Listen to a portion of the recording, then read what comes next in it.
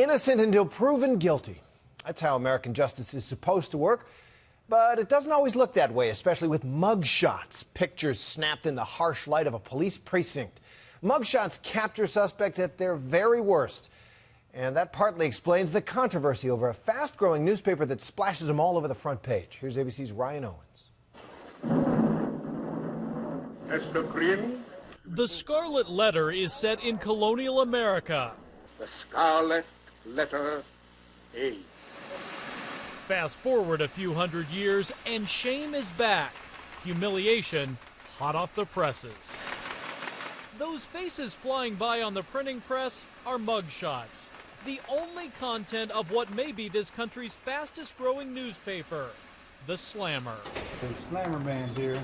Each week, more than 100,000 copies are delivered to convenience stores in 11 major cities. We'll see you next week. All right. I would say it sells like hotcakes. Readers sometimes line up to pay $1 for a first look at who was arrested the previous week. The Slammer publishes every suspect's mug, no matter how minor the crime. The editors group the pictures together. The wrinkly rascals, the tatted up and locked down, those who laugh it up, and the Slammer Salon seems to be a reader favorite every time. Hair do's and don'ts. People, I think, maybe empathize and sympathize with bad hair days. Isaac Cornetti publishes the Slammer from here in Raleigh, North Carolina. He came up with the idea 4 years ago and used his parents' minivan to deliver the first editions. Did you have any sort of journalistic background, any newspaper background? If you count delivering newspapers or reading the newspaper. This one-time paperboy now sits atop a growing media empire that critics claim does little more than exploit people at their worst possible moment. Do you ever feel at least a little bad about what you're doing? I probably don't feel as bad as they do when they wake up and sober up the next morning. Not surprisingly, the Slammer's toughest critics are those whose faces grace the pages. 19-year-old Brian Peterkin says the Slammer jinxed him. He picked up a copy one week. The next week, he was in it. I read it one time, saw people that I knew in there, and it's like, oh man, it's crazy. Next thing you know, I'm the next person. And now he's in the clink for at least 6 months. He pleaded guilty.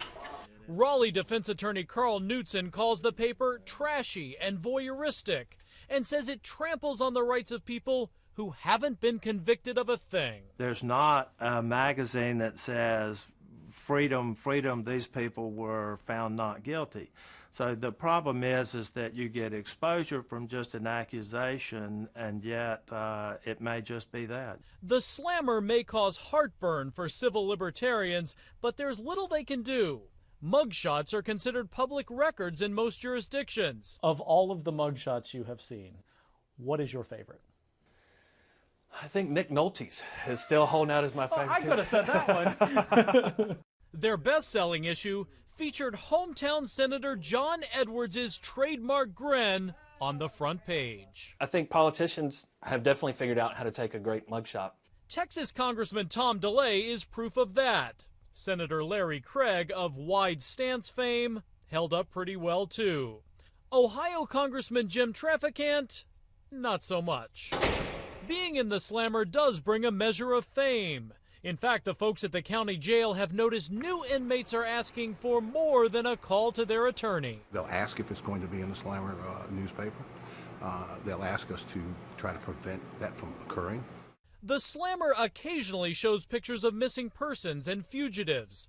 Readers help bring home this Arkansas girl and to put this accused killer behind bars in Ohio. So perhaps it's not a surprise law enforcement tends to like the paper, but we were shocked to find out who else supports it, at least with his money. I do need, in the interest of public disclosure, to tell you that I have from time to time had an ad in the Slammer. You heard it. That defense attorney who was just slamming the Slammer, that's his ad on page 2, proudly proclaiming, if you're in the Slammer, you need him. Your critics say that you are not so much in the journalism business, not so much even in the humor business, but in the humiliation business. What do you say? I would disagree categorically. People aren't going into the Slammer for singing too loudly in church. You know, these people's actions have consequences. stop using drugs, slow down, stop drinking and driving, stop writing bad checks. It's really not that difficult to stay out of jail. This publisher is betting plenty of people don't follow his advice and end up not just in jail, but in the slammer. I'm Ryan Owens for Nightline in Raleigh, North Carolina.